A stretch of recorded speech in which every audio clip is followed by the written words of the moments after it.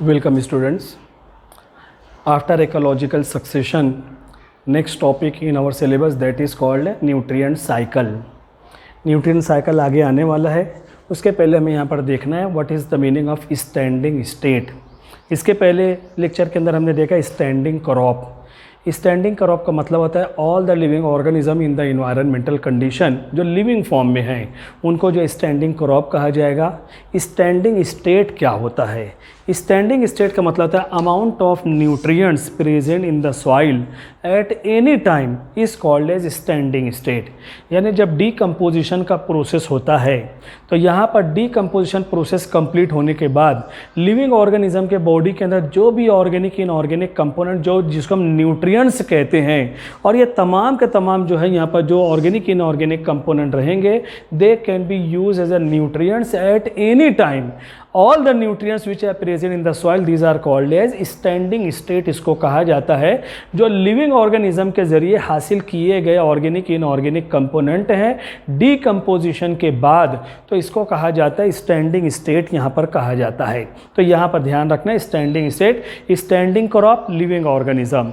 Living organism के death के बाद आफ्टर डीकम्पोजिशन प्रोसेस जो भी न्यूट्रिएंट्स सॉइल के अंदर मौजूद हैं and that are available at any time, हर वक्त वो यहाँ अवेलेबल होते हैं, तो ऐसे तमाम के तमाम जो न्यूट्रिएंट्स होते हैं उसको जो यहाँ पर स्टैंडिंग स्टेट के नाम से पहचाना जाएगा।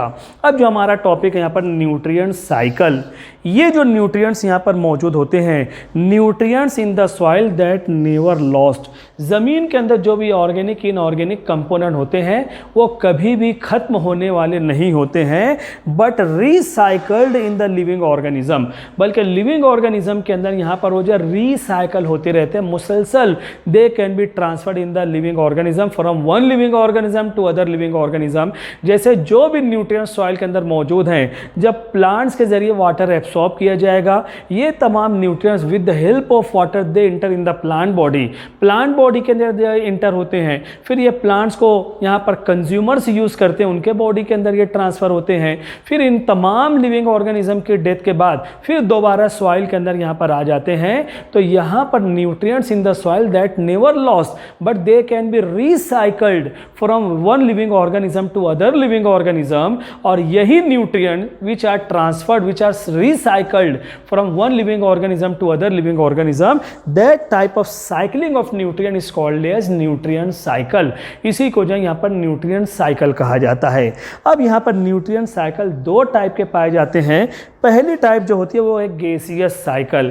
गैसियस साइकिल उसकी एग्जांपल है नाइट्रोजन साइकिल, और दूसरा होता है यहाँ पर कार्बन साइकिल है। यानी ये जो है गैस के फॉर्म में यहाँ पर नाइट्रोजन गैस और कार्बन के जो पार्टिकल जो इन्वायरमेंटल कंडीशन के अंदर होते हैं their reservoir is present in the atmosphere, atmosphere के अंदर ये जो है यहाँ पर प्रेजेंट होते हैं। और दूसरी टाइप जो न्यूट्रिएंट साइकिल की होती है वो सेडिमेंट्री साइकिल कहा जाएगा, जिसके अंदर सल्फर साइकिल और उसके अलावा जो फॉस्फोरस साइकिल यहाँ पर मौजूद होते हैं। इनका जो रिजर्वायर होता है, इनका जो स्टोरेज होता है, they are present in the earth crust. Earth crust का मतलब होता है layers which are present in the soil, जमीन के अंदर जो मुख्तलिफ लेयर्स पाए जाते हैं उसके अंदर ये सल्फर के कंपोनेंट, फॉस्फोरस के कंपोनेंट जमीन के अंदर पाए जाएंगे, और नाइट्रोजन और कार्बन जो होते हैं एटमॉस्फेयर के अंदर गैसियस फॉर्म में पाए जाएंगे।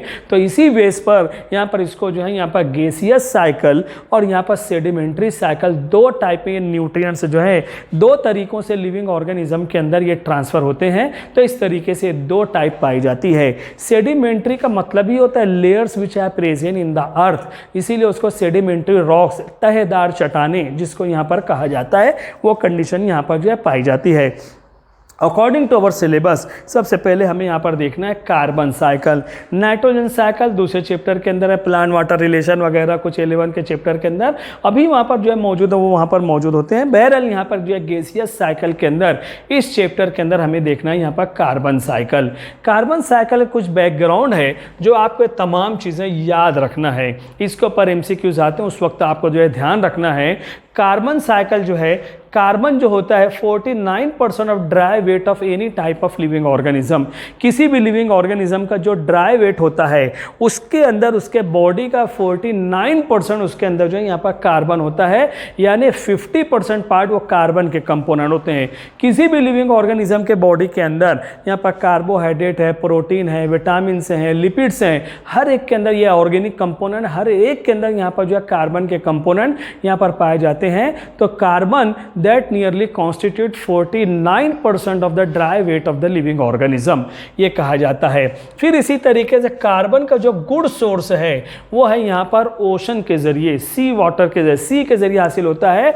तो carbon that constitutes about 71% obtain from the ocean in dissolve form, समुंदर के जरिए जो बहुत सारी चीज़ें हम हासिल करते हैं, तो that is the main source of the carbon. और उसके जरिए डिजॉल्व फॉर्म में जो कार्बन हमारे सामने आता है वो तकरीबन यहाँ पर 71% कार्बन हम समुंदर के जरिए जो बहुत सारे प्रोडक्ट होते हैं, जैसे फिशेस वगैरह, मछलियाँ वगैरह हम हासिल कर रहे हैं, और भी बहुत सारे ऑयल पेट्रोल वगैरह जो हासिल करते हैं, वो तमाम के तमाम हाइड्रोकार्बन हैं। और उसके जरिए सी वाटर के जरिए, समुंदर के जरिए डिजॉल्व फॉर्म में जो यहाँ पर जो कार्बन होते हैं वो 71% है। और हर लिविंग ऑर्गेनिज्म के बॉडी के अंदर तकरीबन 49% जो है यहाँ पर वाटर होते हैं, वो कार्बन होते हैं। उसके बाद carbon, there is only 1% of the carbon in the atmosphere. जहाँ तक कार्बन साइकिल का सवाल है तो ये एटमॉस्फेयर के अंदर ये मौजूद होते हैं। एटमॉस्फेयर के अंदर इंतहाई कम परसेंटेज है और तकरीबन 1% is present in the atmosphere. माहौल के अंदर जो कार्बन है वो कार्बन डाइऑक्साइड है, बहुत कम है, 0.03% है। लेकिन अगर थोड़ा सा भी इसके अंदर फ्लक्चुएट होता है तो that disturb total environmental condition, temperature high होने लगते हैं। और आज हम यहाँ पर देखते हैं 0.03% से थोड़ा सा भी फ्लक्चुएट यहाँ पर होता है, प्लांट्स के ऊपर उसके बैड इफेक्ट पाए जाते हैं। और इसी तरीके से टेम्परेचर हाई होने लगता है जो प्रॉब्लमेटिक यहाँ पर होता है। तो एटमॉस्फेरिक कंडीशन के अंदर 1% या उससे भी कम कार्बन जो है यहाँ पर मौजूद होता है। अब ज़मीन के ज़रिए जो फॉसिल मिलते हैं, जो फॉसिल यहाँ पर जो पैलियोबॉटनी, पैलियोजोलॉजी, फॉसिल रिकॉर्ड की जो स्टडी की जाती है, fossil these are the main reservoir of the carbon. Fossil के अंदर जो ज़मीन के अंदर जो बाकियात होते हैं, dead bodies of the living organism which are remains in the earth crust, उसके अंदर जो मेन सेंटर होता है कार्बन का, वो जो main reservoir of the carbon होता है। और ये फाइनल पॉइंट यहाँ पर ध्यान रखना है, carbon is use in biosphere by photosynthesis annually. पौधों के ज़रिए जो कार्बोहाइड्रेट तैयार होता है पूरे बायोस्फीयर के अंदर, पूरे वर्ल्ड के अंदर, साल भर में जो कार्बन जो पौधों के ज़रिए फोटोसिंथेसिस के ज़रिए हासिल होता है वो है 4 × 10⁻13 किलोग्राम। इतने बल्क क्वांटिटी में कार्बन जो है वो फोटोसिंथेसिस यानी प्लांट्स के ज़रिए दुनिया के हर लिविंग ऑर्गेनिज्म तक यहाँ पर पहुँचता है। इसके ज़रिए से आप अंदाज़ा लगा सकते हो कि इसके ज़रिए से हम सोच सकते हैं प्लांट कितने इंपॉर्टेंट कंपोनेंट हमारी लाइफ के लिए यहाँ पर होते हैं। दुनिया में प्लांट्स हैं तो कार्बन हमें मिल रहे हैं, यानी कार्बोहाइड्रेट, प्रोटीन, विटामिन की सूरत में मिल रहे हैं। और लिविंग ऑर्गेनिज्म का टोटल बॉडी वेट का 49 यानी आधा बॉडी वेट जो होता है वो कार्बन के जरिए यहाँ पर जो है बना हुआ होता है। तो इस तरीके से तमाम आपको याद रखने वाले पॉइंट हैं, इसको ध्यान रखना है। अब इसका स्क्रीनशॉट ले लो और वो एक्चुअल में वो कार्बन साइकिल है क्या चीज़ उसको ड्रॉ करते हैं। और दूसरे साइकिल भी सेडिमेंट्री साइकिल के जरिए से भी एक साइकिल जो हमारे सिलेबस के अंदर है, दोनों इसके बाद हम देखते हैं। स्क्रीनशॉट आपको ले लेना है। Thank you.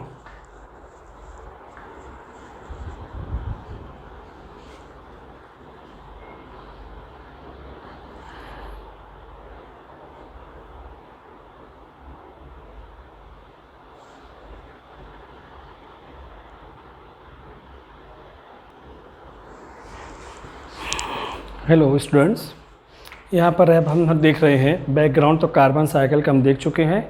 हमारे सामने यहाँ पर जो है कार्बन साइकिल दिया हुआ है।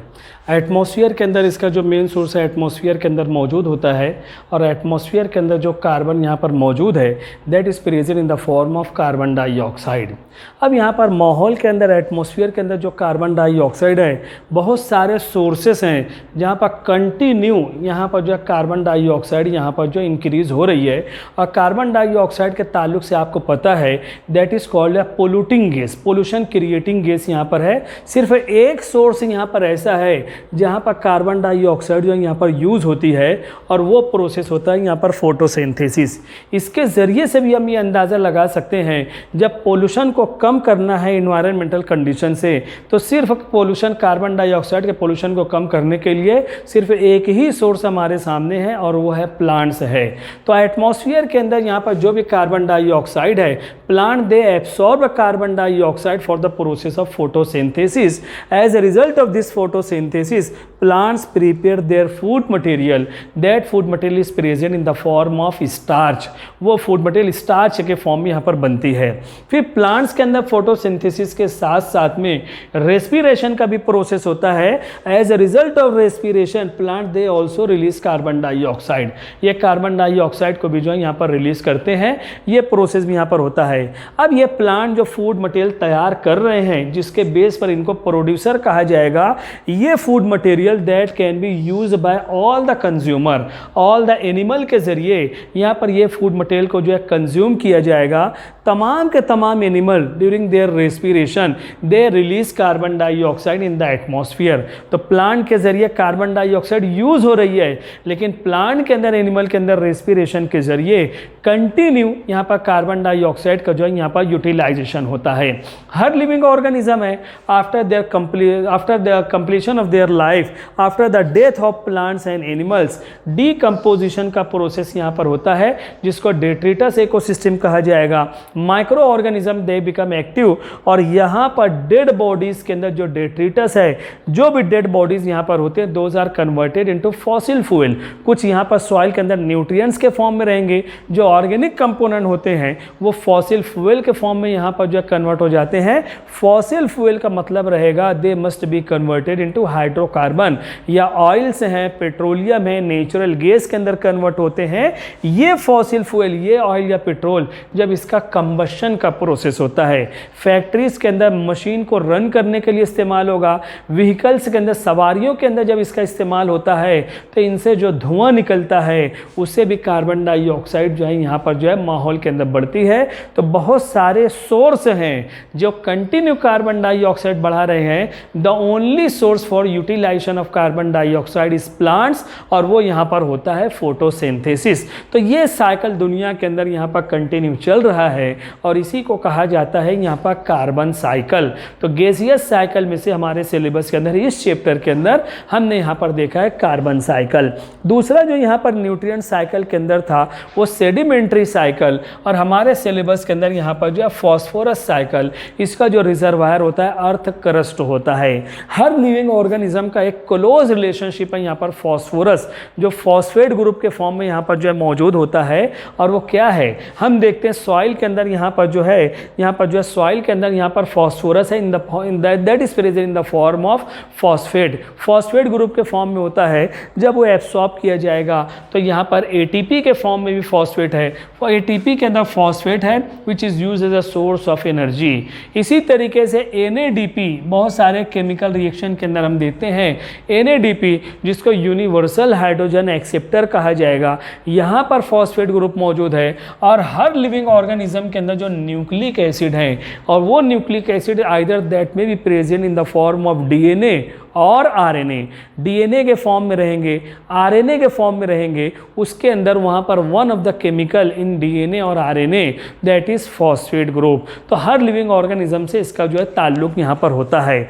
तो ज़मीन के अंदर, सॉइल के अंदर यहाँ पर फॉस्फेट ग्रुप है, और ये इनऑर्गेनिक कंपोनेंट है। तो ज़मीन के अंदर जो वाटर है उसके साथ में जो मिक्स हो जाते हैं। Some amount of soil water they run off. अगर बड़ी तेज़ी से बारिश हो रही है तो बहुत सारे न्यूट्रिएंट यहाँ पर ज़मीन के अंदर हैं, रेन वाटर के जरिए दे रन ऑफ, वो जो समुंदर के अंदर यहाँ पर बहकर चले जाते हैं, उसके अंदर यहाँ पर फॉस्फोरस भी यहाँ पर मौजूद होता है।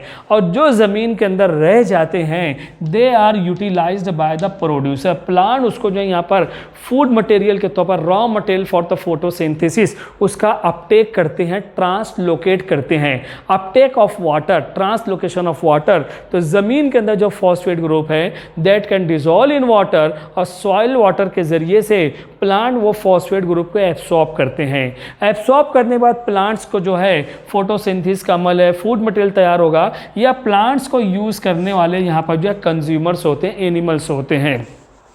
After the death of plants and animal, plant की डेथ होगी, एनिमल की डेथ होती है, तो डेट्रिटस इकोसिस्टम की शुरुआत होती है, डीकम्पोजिशन का प्रोसेस होता है। ये प्लांट और एनिमल के अंदर जो भी फॉस्फेट ग्रुप था वो that again mix in the soil, ज़मीन के अंदर दोबारा यहाँ पर आ जाएगा। इसीलिए कहा गया है सॉइल के अंदर न्यूट्रिएंट का लेवल कभी भी जो है यहाँ पर न्यूट्रिएंट कभी भी खत्म नहीं होते हैं, but there can be recycled from one living organism to other living organism. तो यहाँ से बहकर कुछ निकल गए, उसके बाद भी बाकी बचे हैं, प्लांट ने उसको यूज़ किया है, अब उसको प्लांट को एनिमल ने यूज़ किया है, तो ये phosphate group that are recycled from one living organism to other living organism, फिर again they come in the soil, ज़मीन के अंदर आ जाता है। इसी तरीके से यहाँ पर देखा जाता है जो रॉक्स होते हैं, सेडिमेंट्री रॉक्स होते हैं, उनके अंदर भी यहाँ पर जो है फॉस्फेट ग्रुप मौजूद होता है। और जब वेदरिंग ऑफ द रॉक्स है, मौसम के अंदर तब्दीली की वजह से जब चट्टानों के अंदर टूटने फूटने का अमल होता है, जिसको वेदरिंग ऑफ रॉक्स कहा जाएगा,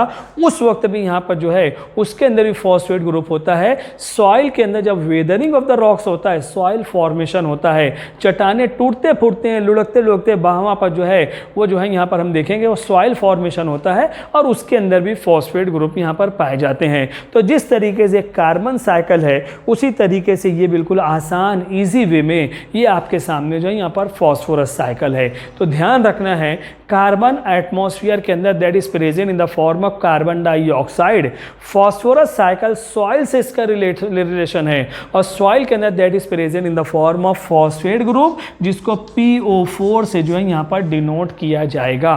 स्क्रीनशॉट लो, कॉपी के अंदर नोट करो, तो इसको जो है ये हमारे दो साइकिल यहाँ पर न्यूट्रिएंट साइकिल, कार्बन साइकिल और फॉस्फोरस साइकिल हमारे कंप्लीट होते हैं। Thank you very much.